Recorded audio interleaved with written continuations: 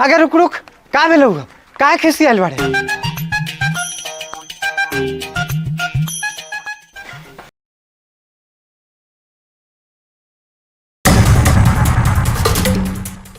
अरे विपिन लेके आओ तो डायरी, देखता कौन कौन पैसा दिला का कौन कौन ना।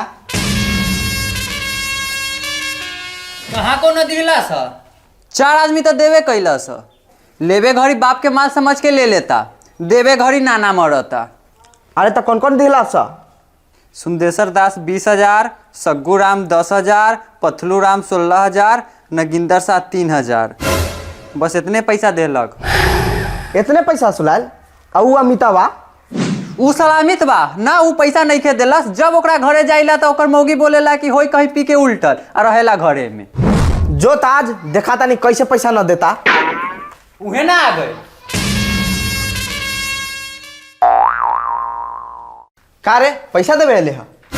ना मालिक फिर पैसा लेवे अइली है। अरे एगो पैसा तो देवे न, फिर पैसा लगे आ गेले। मालिक हमारी बार पैसा दे दू, हमार भैंसी बिकाय ना तो सब पैसा राउर दे देम, राउर कसम। बाग साला हमरो मुँह बेका।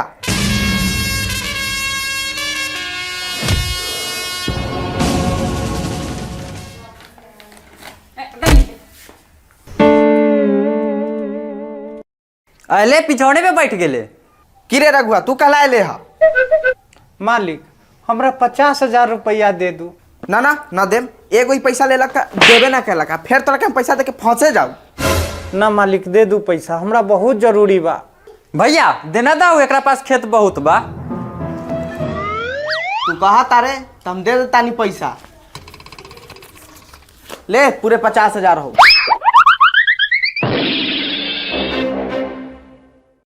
ठीक बा।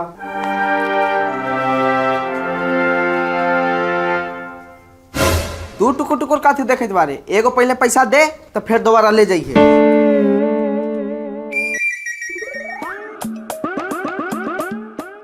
झलकी गे झलकी बाहर निकल। का बोल काहे चिल्लातानी? एगो खुशखबरी बा। का खुशखबरी बा? माई आ रहल बिया। हईल फिर से टेंशन। अभी माई के गेला 4 दिन न भइल आ वापसो आ रहल बिया। वापस आके तो हमारा जीना हराम कर दी।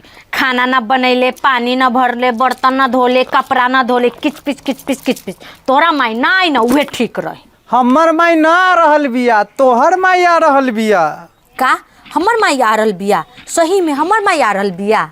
हाँ फोन कैले रहन कि बेटी से मिलना बहुत दिन हो गए, यही खातिर मिले तोरा से आवत रहन। बाह गे झलकी, हमर माई के नाम पर उल्टा पुल्टा सुना दिले, अपन माई के नाम पर खुश हो गईले। इतना दिन के बाद माई आवता तो खुश न होई त का?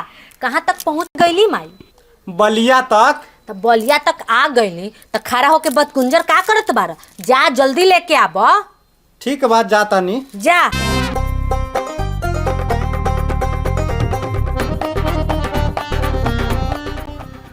आओ माई जी आओ, आओ माई जी आओ। थारू माई जी। थारू का होला दमाजी? ना ना गलती से बोला गई है, हमरा कहे के मतलब अब पधारू। आओ पधारू।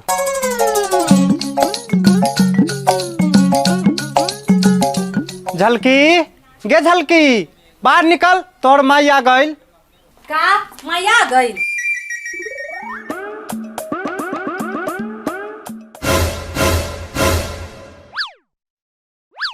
प्रणाम माई। जियत रहो बेटी, खुश रहो बेटी। जल्दी से तोरा नाम घर हो जाए बेटी। का काका तोरा काम के बात नहीं खे, हमरा काम के बात बा। चल माई बैठू, हम पानी लेके आवतानी। चल बेटी तू बैठ ले, थोड़ा बोल बतिया ले।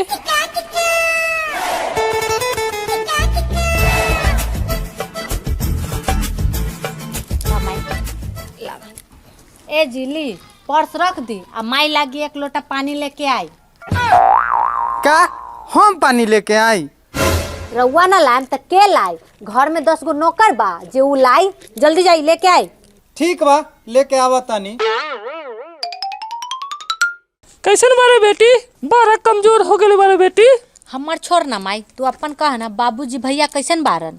का कहियोगे बेटी, बाबूजी तो भर दिन व्यस्त रहलो, भाई तो तोहर भर दिन कुकुर के तरह बौआइत रहलो। चिंता ना कर माई, शादी के बाद ठीक हो जतो। और तोहर सास के की हाल बा? मम्मी के तो हाल चाल ठीके बा। उ तो गेल हथिन 4 धाम के यात्रा पे, मस्त होके घूमत बारन। वाह, तोरा घुमावेला मेहमान के पैसा ना हो, माई के घूमेला पैसा कहाँ से दिल तू? कर्जा करके। वाह, कर्जा करके देवल हथिन मेहमान घूमेला, यही खातिर न कहलू अलग हो जो, तू बात भी न मानली। गे माई, उ ना होथु न लग, काहे कि उनका ना अपना माई से बहुत प्यार लगाव बा। तोहरा ला मेहमान के प्यार मोहब्बत ना बा दिल में, माई ला बहुत बा। काम ना समझ उनका के, बहुत चालू चिड़िया बारन, मुट्ठी में दबा के रख उनका के, न तो हाथ से निकल जाए। हमरा घर गृहस्थी के बहुत तजुर्बा बा, तो अपन बाप के देखली, हमरा सामने जरा सा भी चेवचा न करले, औठा के नीचे दबा के रखली। झगड़ा ना लगो माई। हाँ हाँ, हम तो झगड़े लगावतानी, तोहरा अच्छा खातिर कहली तो झगड़े लगावतानी। कौन झगड़ा लगावा था? कौन ना दमाजी? लाई आई बैठ। एगो बात कहे के रही दमाजी, बबनी के कहीं से घुमा के ले आती। ठीक कहलिए माई जी, हमहू सोचत रहनी है कि ओकरा न कहूँ से घुमा फिरा के ले आओ, लेकिन कहाँ लेके जाऊँ? प्रताप टार वाला मौसी कन लेके जाऊँ कि शेरपुर वाली मौसी कन ले जाऊँ? ना, प्रतापे टार वाला मौसी कन लेके जाता नहीं। हुआ ना बहुत ले भट्ठा उट्ठा है, चौड़ी उड़ी है, मार ढेला उला है, ओहे में घूम लेते। जा दमाजी, भोनू के भोनवे रहबे, ई न कि मनाली गोवा घुमा लाई। तो रउआ कहतानी भट्ठा खेत खलियान घुमावे खातिर, जा रउआ तकरा के रख ले। का कहीं माई जी, इतना न खर्चा बा, घर के खर्चा, बाहर के खर्चा, कि पैसवे न बचेला, तो कैसे ओकरा कहीं ले जाके घुमाई?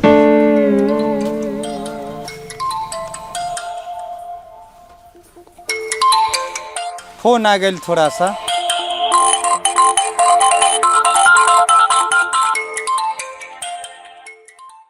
घरों के खर्चा, बाहरों के खर्चा, लगता जरूर दाल में कुछ काला बा। हेलो, हाँ जानू, घरे बानी। हाँ जानू, का 3000 रुपया? ना हमरा पास तो नहीं खे। अच्छा, खालिए आ जाई मिले। ठीक बा, आवा तानी।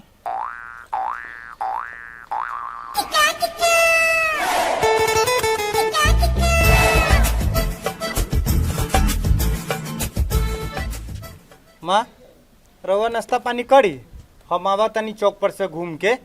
ठीक बा। बाहर दमाजी, हमरा बेटी के घुमावे ला पैसा नहीं खे बचत, दूसरा पे लुटावे ला एक बार में 3000 रुपया निकल गई। अब बेटी के बतावे के पड़ी।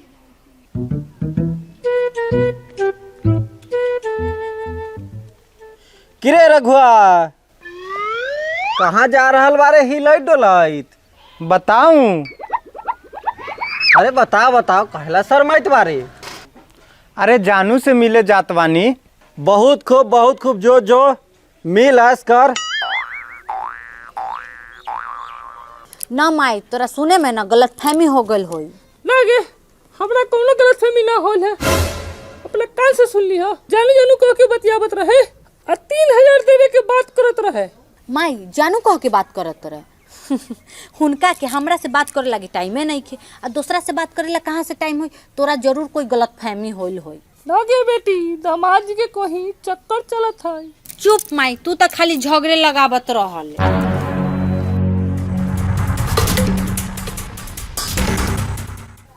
गे बेटी, हम झगड़ा लगावत है, हम झूठ बोलत है, एवरी हम पूरा सबूत के साथ तोरा दिखाए।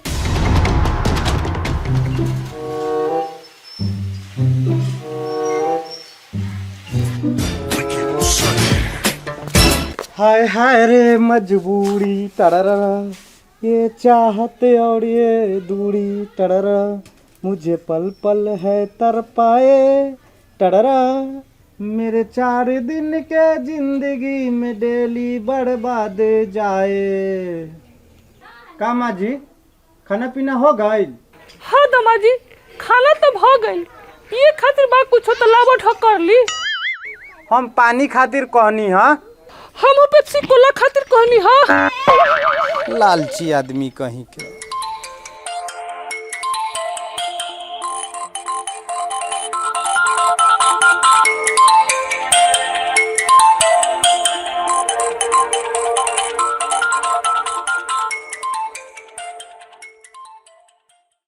हेलो जानू, बार बार फोन मत कैल कर यार, न तो सबके शौक हो जाए।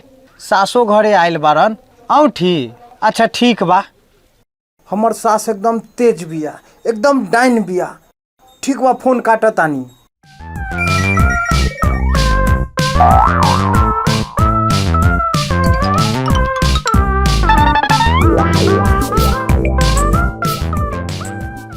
बेटी झलकी तनी बाहर निकलता। का बेलो माई, काहे चिल्लात बारे? जब तोरा कहलियो कि दामाद जी के चक्कर बा न कैले विश्वास हमरा पे। आइले देख मोबाइल में। बार बार फोन मत कैल कर यार, न तो सबके शौक हो जाए। सासो घरे आयल बारन। औठी अच्छा ठीक बा। अरे बाप रे बा, तू सही कहत रहले माई। अब हमरा बहुत गुस्सा आवता। हमरा गुस्सा आवेला तो पूरा तूफान उठेला। अब ओकरा हमरा गुस्सा से केहू ना बचा सकेला। रुक, अभी ओकरा दोस्त से फोन करके पता करतानी कि बात का बा। भौजी के फोन। हाँ भौजी बोला। ई जानू के बा? आ तोरा दोस्त के ई जानू से का संबंध बा? भौजी के पता लग गई का? रउआ जे व्यक्ति से बात करेला चाहतानी उ व्यक्ति अभी अलग व्यस्त बा। कृपया 2-4 घंटा बाद कॉल करी, आ न तो नहीं करी से ठीक बा। अब दोस्तवा के फोन करके बतावे के पड़ी।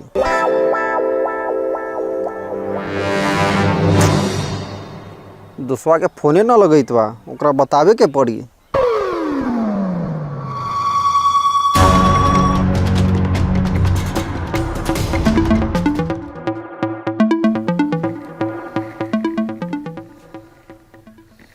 कारे रघुआ मिल के आ गेले? आगे झलकी, तू हमार नाम लेके बोला तारे। तोरा पता बानू कि पति के नाम न लिहल जाला। रघुआ आज से हमार तोहार रिश्ता खत्म। धोखेबाज, आज तोरा के छोड़म ना।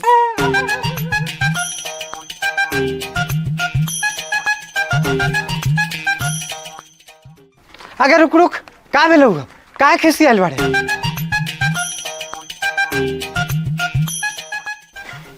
रुक रुक रुक, थक गेली। तनी बैठ तू। का भेलो यार? काहे खिसी आयल बाड़े? लाठी लेके खैठा तारे। हम कौन गलती कैले बानी? तू हमरा के धोखा दे रहल बारे। धोखा? हाँ, तोरा कोनो लड़की से चक्कर चलता? चक्कर? आ कौनो लड़की से? हाँ, तू नुका नुका के बतियात रहले जानू जानू कह के। जानू? तू जान गईला कि जानू कौन बा? हाँ, हम सब जान गईली। आज तोरा के छोड़ब न। एक मिनट रुक रे पगली, तू गलत समझता रे। हम कोई गलत न समझतानी। हम तोरा के बड़ा सीधा साधा समझत रही, पर तू बड़ा चालू आइटम निकल ले। अरे हम सीधा साधा ही हैं, कोई चालू वालू नहीं खे। पहले ई बतावा कि जानू के बा? हम ना बताए। काहे? काहे कि हम क्रिया खैले बानी, वादा कैले बानी। अब वादा न तोड़ेम। ठीक बा, ना बतेबे तो मत बतो। हम घर छोड़ के जाता। तू रह अपना जनुआ के पास। अरे सुन न यार। चल माई चल। रुका भौजी।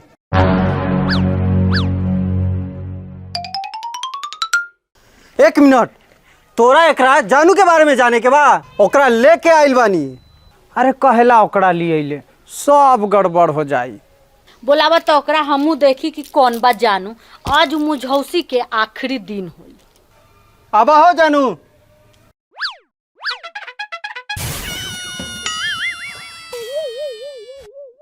माई ये जानू बका, ये तो लइका बा। दूर हमरा का पता। हाँ, इहे बा जानू। जानू कुमार अभी नया नया सोना चांदी के दुकान खोलले बारन तुर्की चौक पर। हाँ, तो हम इनकरे से बतियात रही रोज। तो नुका नुका के बात करे के की जरूरत रहे? आ पैसा के की मामला बा? आ कसम काहे खैले रह? रुकी हम बतानी। दरअसल बात ई रहे कि रघु भाई के एगो अंगूठी पसंद आ गए रहे और इनका पास पैसा न रहे खरीदे ना। तब बेचारा थोड़ा थोड़ा पैसा हमारे पास जमा करत रहे ताकि तोहरा ने अंगूठी ले सके। और कसम खा ले रन की जब तक तोहरा के अंगूठी गिफ्ट न करी तब तक कुछ न बताई। हाँ, हम तोरा सरप्राइज देवे ला रही, बाकी सब गड़बड़ हो गई। है ना, अभी दे दो। रउआ के अंगूठी लेवे के का जरूरत रहे, हम ऐसे ही खुश बानी। हमरा अच्छा लागल तो हम सोचनी कि तोहरा के गिफ्ट करम। बाकी जानू अभी तो 11 किस्त जमा भइल बा, 12वां किस्त तो बाकी बा। पता नहीं खे, बर्मा किस दुकान के तरफ से बा। ई ले मोर प्यार के निशानी। सॉरी जी, हम फालतू में रउआ पर शक कैनी, वो दूसरा के बात में आके। हाँ, तोहरा के कौन भड़कैलक?